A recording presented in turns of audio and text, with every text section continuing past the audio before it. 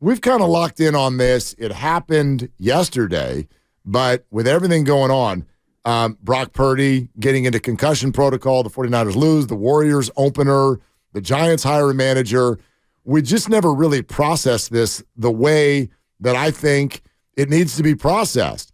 I got up today and started thinking about this a little further, and it's like, whoa, did Kyle Shanahan just walk to a microphone and tell everybody the defensive coordinator knows that he messed up? And we don't do that here. And we can't have that. I'm like, and nobody said anything? Like, when does an NFL coach do that? Ever? Yeah. Has Bill Belichick in his life ever been like, well, Matt Patricia doesn't know how to call plays and Mac Jones stinks? And no, we're on to Cincinnati. Thank you. We're not doing that. We're not throwing each other down. We're on to Cincinnati. Yeah, thank you. But Kyle Shanahan did it. And whether it makes sense to you or not, to me, it's an indicator that there is a problem. Here's Shanahan yesterday. Yeah, I think he knows. You guys, I think, talk to him tomorrow. He knows he messed up on that call. I have no problem with zero blitzes, especially when people need a lot of yards. You know, if you need to get 20 yards to kick a field goal, I have no problem with a zero blitz. But I do when there's 16 seconds left, and that's where he lost track. There was no necessary need for that just because of the time.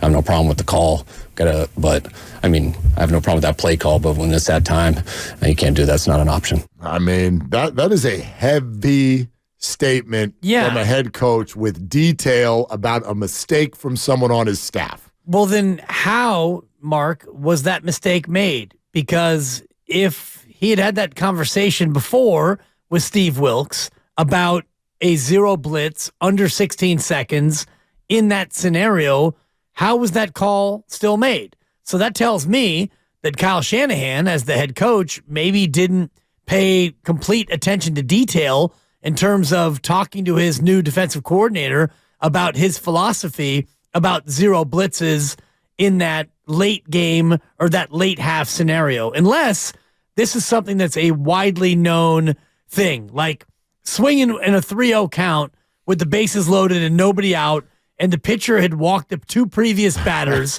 and now it's a 3-0 count to you. That's one of those things where, in baseball, you don't swing. The pitcher's thrown 11 straight balls, the bases are loaded, there's nobody out, it's a 3-0 count, you take a strike. Well, we were looking to do damage. Right. And it's funny. The way you set that up, I'm like, yeah, it used to be obvious. I guess. Some analytics guy is going to be like, well, actually. Yeah, if you're sitting on a fastball and you can do damage. You might be able to hit a grand slam. And I guess that is one of those things that maybe isn't as ironclad as it used to be, but is this so ironclad to where everybody knows you don't go zero blitz with 16 seconds left on 3rd and 6 in that scenario? How old is Steve Wilks? 53. Looked it up. I got it at 54. He's a young man. Okay. Anyway, maybe he just had a birthday. I got to check it. 54 years old. I got to Google it. Has twice been a head coach in the National Football League. Okay? Prideful man. Hell of a resume. Good coach. Well thought of. You think he wants to spend his Thursdays doing this? I got to be honest with you. By the time I talk to you guys, win or lose, mentally, I'm on to the next game. I know there's a lot of questions about the call right before the half, so I definitely want to address that before I move on to Cincinnati. Take full responsibility for that call. I have to do a better job in putting the guys in a better position. We have good players. I know that, and can't really press the issue. And with that, moving forward, it's my responsibility to do that. So, wish I could take it back, but again, I gotta do better. I had to do the public I gotta do better thing one time. Wow. You want to know why I had to do it? Because ESPN called me and said, you better do it. Because I don't like your tweet, and you better fix it. You better go fix it now. You don't make statements like that out of the goodness of your heart. As he said, when we get here on Thursday, I want to talk about this coming Sunday. Yes, Mark. Not the last one. That's the part that struck me as I've now heard it for the 3rd time. And, I mean, I know we're going to play it again, and I'm not begging you to play it again, but when he says it off the top, and he says, normally at this point in the week, I'm talking about the next game. I'm not looking back.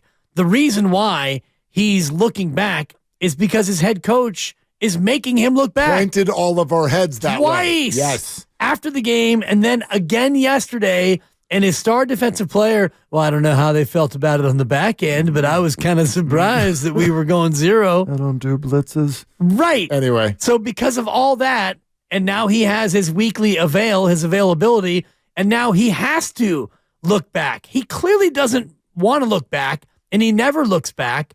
And as my friend Marty Fisher said to me, you don't ever look back, especially when there's a cop behind you. Right. You don't ever look back, Dibs. But he has to look back, and it's because his head coach is making him look back. Brian Baldinger on our show earlier today. Well, if I was Kyle, I wouldn't have said that. But it's hard not to already know it. I mean, it's not like he has to come out and say it. It was a horrendous call. And it was so un-49er-like. They're never a max blitz team. They're never a blitz 0 team. Never. Like, they might add Fred Warner to a blitz. They might bring the slot defender off. But they rely on their front four. That's what they've done under Saleh. That's what they did under D'Amico, and that's who they are. And so to see them even line up in that, with especially considering the circumstances, 16 seconds ago, no timeouts. I mean, even if you get home, so what? The half's going to end. Like, you're not going to do anything. Like, it just didn't make, like, you just play an umbrella, let them complete a ball if they want. You tackle them in bounds, you're all running into the locker room and getting orange slices. Like, it's just that simple. To give up that kind of a play in that situation, I mean, I'm not going to sit here and say it's unforgivable, but it makes no sense. Well, I tell you what, listen, we're in sports media. Opinions are our deal. We do them every week. Nobody thinks it's odd to hear Brian Baldinger come in and say something like that. What's odd is to hear Kyle Shanahan say it. So I think there's trouble in River City. Well, it's fixable. Is it? It should be. Not if they've got the wrong fit.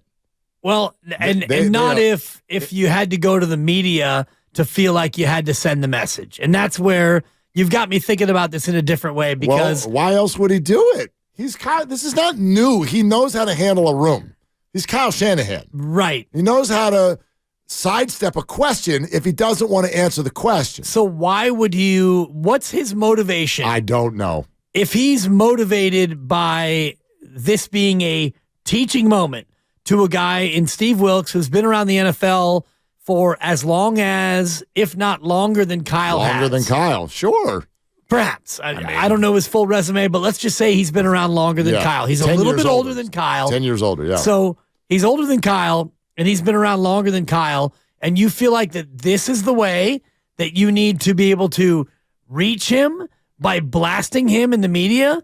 That to me is either troubling because you've tried other ways and you haven't reached him, or it's a sign of bad leadership. It's one of the two, or if not both. That's why I'm concerned. Well, I'm concerned about both because... it doesn't make any sense. If you were unable to reach him in another way, that's a problem because you're the boss and he works for you. And if you've pulled him aside and said, Steve, this is kind of how I want the defense run and stuff, and I'll do the defense captain spreadsheet. You go ahead and keep your lamination on the sideline. It's a lamination sensation. It's impossible to imagine that, though, right? And I'm obviously I'm being glib because I do. I'm Dan Glibly, and it's what I do. Out of bed. Thank you. But if there was a certain amount of dismissiveness, and Kyle doesn't feel like he's been able to reach Steve in that way, and now he feels like he has to go to this route, that's a problem, Coach. You just hired this guy. Like, I'm with you, and that's why I'm concerned, because the scenario you just paint, I'm like, there's no way, right? No way. There's no way we're already at a spot where Kyle and Steve are at such odds that Kyle's like, I gotta go to the microphone to do this. I have to, because there's no getting through to him inside the walls of Niner headquarters. There's no getting through to this guy. I've been on Tasman Way screaming at this guy for 7 weeks, and he won't listen to me. Nice. So we're going to the press room. There's no way, right? There's no way. Well, then what is it? Because I don't see head coaches do that to their coordinators. Especially when you're 5-2. Right. And this is one play. And it's not like you lost 70-20, Coach. You didn't lose 70-20. You lost a game that you probably should have, could have won, and it was a bad call, in a game where your defense didn't play well. You're 5-2. You are leading the division. You're the 3 seed right now. My dude. My brother. My people. My homie. Think about who we're talking about right now. Talk to me. Just occurred to me. For all of he's a bad leader of men. This man put a blanket over Jimmy Garoppolo for 5 years. So everybody it was an obvious bad call, so you had to say it. You don't think he ever left a game, ever, thinking to himself, I can't believe Garoppolo threw that pass on that coverage. God. I can't believe that he didn't see Kittle down the seam. How the hell does he not? And by the way, he won't return my texts in the offseason. Jeez. We're trying to get better. This guy will not return my texts, and he doesn't see Kittle down the seam. And Kyle never, ever threw him under the bus. And this doesn't strike you as odd at all? This strikes me, the more I'm sitting here thinking about it and talking about this with you, as the oddest thing that Kyle Shanahan has ever done at a press conference in his entire career. I'm trying to think of another example, and you laid that out beautifully. I don't want to gloss over what you just did, because that was wonderful. It was great radio, and I was locked in on it. Was it too theatrical? Not quite. Okay. I could have used a few more gestures for the YouTube audience, but you had me thinking, and I'm wondering, and I'm trying to rack my brain on a time where he went out and buried one of his own. And I'm not saying he buried Steve Wilks, but he definitely... He kind of buried Steve Wilks. He cast a certain light on Steve and said he knows that he made a mistake. The guy had to start his presser today with an apology. Right. He buried him. I'm trying to remember another time and another player or another coach where Kyle Shanahan went out and did that sort of thing. And I'm coming up short. You're not going to find it. Exactly. He has a rookie kicker who missed a very makeable kick that would have won a football game and kept them undefeated. Right. And he basically threw that same Jimmy G blanket around Jake Moody. And what did Jake do in his very next field goal try? I think he missed, Mark. And then what did Kyle do a quarter later? He kicked a 55-yarder. He said, I believe in you, kid. And stuff. Go nail it. Yeah, and he did. And he did. Well, I'm telling you, man, look, this is wild. You're listening to 95.7 The Game, KGMZ FM and HD1 San Francisco. Always live in the free Odyssey app. Twitch and YouTube, powered by First NorCal Credit Union. How about Max and Martinez? Hey, Max, what are you doing? What's up, fellas? I'm in the road. I'm on the road right now. Appreciate allowing me to kind of give a hot take right here. So the hot take, which I got right here, and it goes back to management science in business, but I think sports here too. And it's a glass ball and a rubber ball. And to me, the issue is the glass balls that are being dropped right now, which are the biggest issue that you can't fix easily, is the injuries. And it's very clear you have everyone under the sun from the national side and the local side seeing the utilization of CMC astronomically high. One can guess that he will not be healthy come playoffs. You see Trent Williams, you see Debo. They play a smash mouth style. Every team gets up for us, and that's the highlight of their season, to beat us in the mouth. And we meet them, and we win most times, but we get injured every single year. And if you look under with Kyle, with all of his teams, they get injured, whether it's the quarterback, the running backs, the offensive line, they get injured. And so to me, the defensive play calling here, that's a rubber ball. This thing can bounce back. We have the players that can get fixed. What is harder to fix is if we walk into January incredibly injured like we do most years here. So that's the take which I got. Then also, when has Shanahan ever admitted fault for anything technically under his vertical or his control, which is the offense? I don't think he ever has. He always has an excuse, a brush off. Then the final thing, he's an amazing coach. So I'm bitching about or I'm complaining about this, but he's an amazing coach, and I would not fire him. Yeah, so that's the take Max, I think that's a really good call.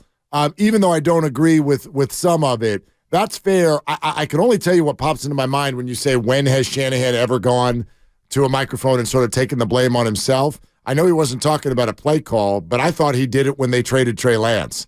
I mean, the very next day, he was like, I let him down. I think he even used the F word. Yeah. I think he said, I failed Trey Lance. Absolutely. Now, I don't know if he believes that, and that's kind of my point. Kyle Shanahan knows what to say at the right time. He does. In a press conference, but he didn't do it this week. And for me, there's a reason there. Now, as far as the whole Kyle hurts his players or the system, the style hurts the players, such a tough one for me because I know there's some data that the 49ers tend to be one of the leaders in games lost to injury. So the physical style of play, I'm sure maybe it does up the ante a little bit. It also wins more, though. And so there's a risk reward that's an interesting conversation. Right. I don't know which you would pick. It wins. It hurts guys. I don't even know if I really buy that. It's hard to quantify because it's football and dudes are getting hurt everywhere. Like he mentions Trent Williams, Dibs. Look at Trent's injury both years, the ankle injury, but it happens the same way almost for every offensive lineman. He got rolled up on. And it has nothing to do with physicality whatsoever. It's that a very large human being fell on his ankle. And the Brock Purdy injury is like, I've talked a lot about the Trey Lance quarterback injury. And while I don't blame Kyle Shanahan, I do put blame on the fact that they used him in that fashion. And that led to a situation where he was more likely to get hit and get injured. Quarterbacks in the NFL and in college and in high school and in Pop Warner, they run QB sneaks. When you've got third or fourth and short yardage, you tend to give the quarterback the chance to take the snap and plunge forward and get that first down. So that is a football play, and Brock got hurt playing football, doing things that are endemic to your position. So I'm not blaming Kyle for Brock Purdy getting hurt, but the mere fact is, unless he starts this weekend, it'll be another year where Kyle Shanahan has needed multiple quarterbacks. Yeah, no, that is true. And by the way, I don't think you can remove yourself from this. And maybe it's that they draft players like this. I think they like players who kind of play with that dog in them. Absolutely. But you can't remove the dog in them. So it's not Kyle Shanahan's fault that Deebo Samuel plays like he does. Deebo Samuel would do that no matter what jersey he put on. And you need Deebo to play like that. Right. And George and Christian. And Jordan Mason. It's how they play. Yes, they didn't draft Jordan, but they signed him off the street knowing that he is a guy who plays this way. George Kittle is a tight end out there seek and destroy. And I think that that's part of the Shanahan mentality. And I think if you asked him privately about the risk reward of physical play, risk, the reward being you win a lot of games, he would laugh you out of the building. And he would say, of course he would. I will take the reward of the way we play, 21 personnel. I got a fullback who puts his nose into it. We play tough on the ground. We play tough in the passing game as well. And again, does it lose a player or two for a few more games? You could argue it. Yeah. But it wins more games. And that's what all of you want. Exactly. Like, you're absolutely right. Kyle, there's no room for the faint of heart here. It goes back to the conversation we were having off the top about if Brock is cleared, he plays. We sat here for a whole day Monday. Half the people didn't want Christian McCaffrey to play. How did Kyle respond? Oh, you don't want him to play? How about if I play him every play? All of the plays. Well, he didn't play on defense. You know what I mean? Thank you. I'm just trying to. All of the plays. Played every snap. How about if we do all of them and I don't let him off the field? How do all you cream puffs feel about that? They even went to the rarely used two running back, not use check formation, just to drive home your point. Yeah. They had. You want me to spell him with Eli? Okay, I'll put Eli in. Oh, no, Christian. Stay out there and stand next to Eli. I'm telling you, man. Yeah. I know what you're saying about faint of heart. I'm not even saying it's right, but it's just football. It's the way these brains work. I get it. It's why they play football. I do think concussions and quarterbacks, it's a little bit of a different calculus in terms of playing Brock on a short week, even if he clears protocol, I still would pause as a head coach in terms of playing him, knowing that his tendency or the likelihood of him getting another concussion fresh off a concussion is greater if he plays this weekend. By the way, Kyle might agree with you. He might. Like, this might all be, like, here's your Brock Purdy update, by the way. Everybody want a... you got a Brock update? Is this Brocking news? Grandy? No? Nothing? That was pretty good. I'll take a 4. He's not even paying attention. Give you 3.5. Anyway. Number 3.